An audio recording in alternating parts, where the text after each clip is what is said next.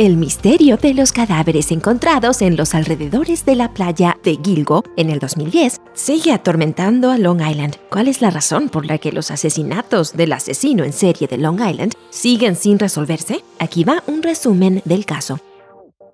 El misterio del asesino en serie de Long Island salió a la luz por primera vez inesperadamente. El 1 de mayo del 2010, una trabajadora sexual de 24 años llamada Shannan Gilbert desapareció en Long Island, Nueva York. Su desaparición fue precedida por una llamada al 911, durante la cual dijo: "Están intentando matarme". Algunos dicen que Gilbert sonaba nerviosa y muy asustada durante la llamada, pero independientemente de su tono, la situación y la llamada siguen siendo un misterio. Un funcionario que escuchó la llamada afirmó que Gilbert, que al parecer era bipolar, sonaba irracional al teléfono. Antes de llamar al 911, Gilbert estaba en casa de un cliente. Se dice que en algún momento el cliente decidió que quería que ella se fuera. Gilbert llamó al 911, salió corriendo de la casa y golpeó las puertas de los vecinos. Algunas personas se alertaron por su extraño comportamiento y llamaron a la policía, pero en ese momento ella ya había desaparecido. La policía buscó a Gilbert, pero no encontró el cuerpo hasta el 10 de diciembre de ese año, momento en el que surgió un nuevo problema: el cuerpo no era de Gilbert.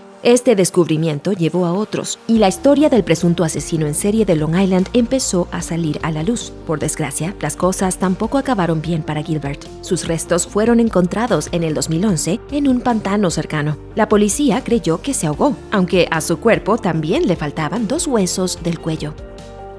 Cuando en la búsqueda de Shannan Gilbert empezaron a aparecer cuerpos que no eran de ella, las cosas se volvieron confusas. Las primeras 4 víctimas, que fueron encontradas cerca de un tramo remoto conocido como Gilgo Beach, eran todas jóvenes y delgadas trabajadoras del sexo. Al parecer, todos los cuerpos fueron descubiertos envueltos en arpillera. La zona se encuentra a unos 5 kilómetros de distancia del lugar donde se encontraron los restos de Gilbert. Cuando se descubrió el esqueleto de Gilbert, las autoridades ya habían descubierto un total de 10 víctimas. Según The New York Times, el número total recuperado en la zona entre Gilgo Beach y Manorville asciende a 16. Aunque es difícil decir cuántas de ellas están relacionadas. La causa más común de estas muertes era el estrangulamiento o algún otro método de privación de oxígeno, pero algunos de los cuerpos también fueron desmembrados y envueltos en plástico. No está claro si estas muertes son obra de una persona o de varias. Si hay más de una, ¿usan por casualidad la misma zona remota para arrojar a sus víctimas? ¿O están trabajando juntos?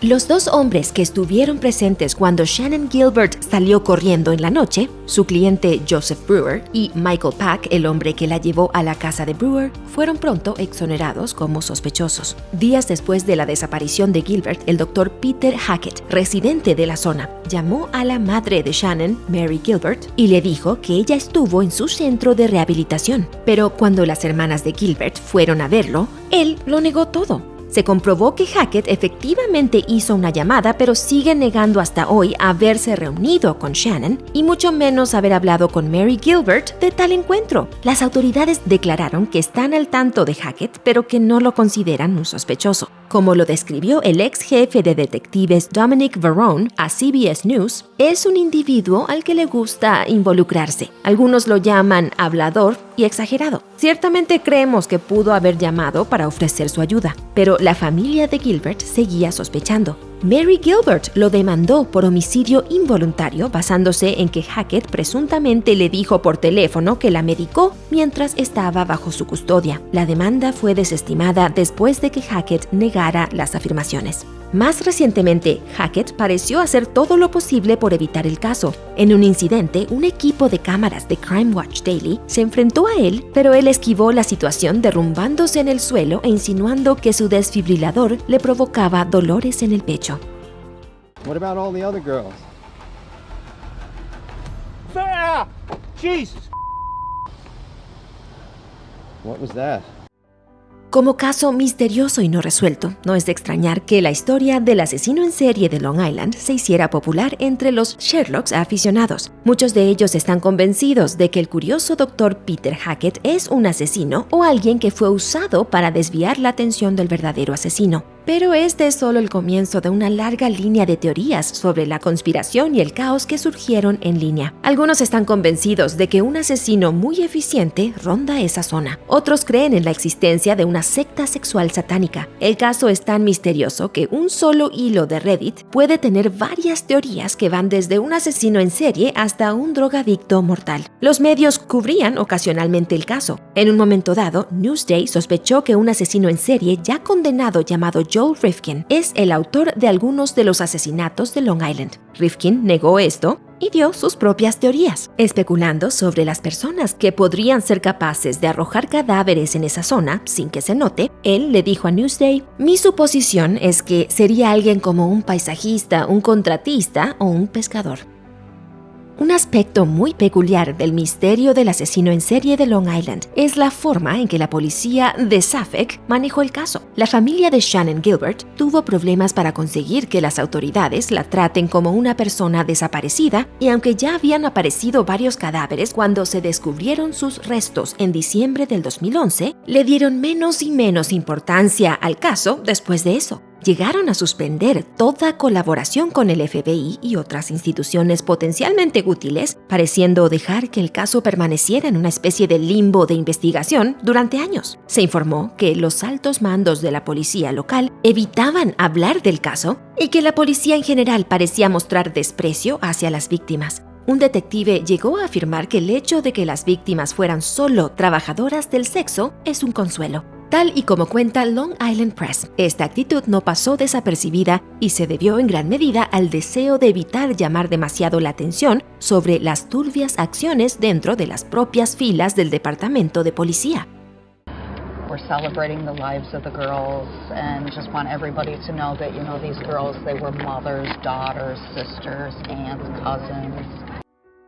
El periodista de investigación Billy Jensen, que encabezó el podcast y el especial de televisión Unraveled Long Island Serial Killer con el productor Alexis Linkletter en el 2021, dijo para Long Island Press que el objetivo de su proyecto era investigar las acciones de la policía. Como dijo: "Nunca trabajé en una historia en la que las fuerzas del orden y las personas con poder fueran tan cerradas como los mismos sospechosos". El anterior jefe de policía del condado de Suffolk, James Burke, se vio envuelto en controversia en el 2015. Según New York Post, llevaba tiempo recibiendo acusaciones de mantener al FBI al margen de la investigación del asesino en serie de Long Island. Cuando él mismo fue llevado ante la justicia por presuntamente agredir a un sospechoso esposado y luego tratar de encubrir lo que hizo, su comportamiento durante la investigación del asesino en serie de Long Island volvió a ser tocado. Según Pix 11, un abogado de la familia Gilbert, John Ray, presentó una declaración jurada de una trabajadora sexual que dijo que vio a Burke consumir drogas y salir de fiesta con trabajadores sexuales 2 veces, una de las veces en el 2011, lo que significa que hacía estas cosas mientras la investigación del asesino en serie de Long Island se llevaba a cabo. Burke acabó dimitiendo de su cargo por el escándalo. Se declaró culpable por la agresión en el 2016 y salió de la cárcel en el 2019, pero la exposición de sus desaciertos reveló una red de corrupción que hizo caer a algunos de los principales funcionarios del condado. Según un informe de Long Island Press, todavía hay mucho interés en el papel de Burke en la investigación del asesino en serie también. El documentalista de crímenes reales Alexis Linkletter le dijo al medio: "El mejor de los casos es que haya saboteado la investigación para encubrir su propio comportamiento ilícito, ya sea con trabajadoras sexuales o con el uso de drogas. Ese es realmente el mejor escenario, lo cual no es bueno". En el 2017, el fiscal Robert Biancavilla agitó la estancada investigación del asesino en serie de Long Island al presentar a un potencial sospechoso. Se trataba de John Bidrolf, un carpintero que actualmente está cumpliendo una condena de al menos 50 años en prisión por estrangular a 2 trabajadoras sexuales hasta la muerte en Long Island. Esos crímenes ocurrieron en la década del 90, pero él no fue atrapado hasta el 2014. Debido a que Bidrolf vivía en la zona, atacaba exclusivamente a trabajadoras sexuales y las asesinaba de una forma similar, se convirtió en una persona de interés para las autoridades. Biancavilla le dijo a Associated Press en el 2017, hay restos de las víctimas en Gilgo que pueden atribuirse a la mano del señor Bitrolf, y esa investigación continúa. Como nota interesante sobre la posible implicación de Bitrolf en este caso, una de las víctimas, Melissa Barthelemy, desapareció en el 2009. Su caso es notorio por las desagradables llamadas que recibió su hermana menor desde el teléfono de Melissa, presumiblemente del asesino. The unknown killer used her cell phone to make a taunting call from Penn Station. Is this Melissa's little sister? Cuando Bitrolf fue nombrado como posible sospechoso en el caso del asesino en serie de Long Island, la familia reveló que el trabajo de Melissa y su comunidad de Manorville, en Long Island, estaban conectados. La madre de la víctima dijo para People, no sé qué pensar, porque Melissa tenía muchas llamadas a Manorville desde su teléfono, y de ahí es este sujeto. Según se informó, en el 2018 se produjo un cambio drástico en la forma de llevar la investigación del caso del asesino en serie de Long Island. Esto se debe a que el Departamento de Policía del Condado de Suffolk tuvo una nueva comisaria, Geraldine Hart, una ex agente del FBI con 15 años de experiencia en su división de crimen organizado. Mientras que otros comisarios no tocaron mucho el tema del asesino en serie de Long Island, ella se mostró relativamente abierta a hablar del tema, consciente de la mala percepción pública que tuvo la gestión del caso por la policía anteriormente. Hart volvió a involucrar al FBI en el asunto y avanzó en el proceso. En el 2020 anunció que sus investigadores descubrieron la identidad de la desconocida número 6, una de las víctimas desmembradas, una mujer llamada Valerie Mack. Aunque este caso sigue abierto, el futuro no es tan desesperanzador. Como informa The New York Times, la comisaria Geraldine Hart demostró estar dispuesta a resolverlo. Ella le dijo a Times en septiembre del 2020, queda mucho por hacer, pero hay esperanzas y seguiremos determinados en avanzar.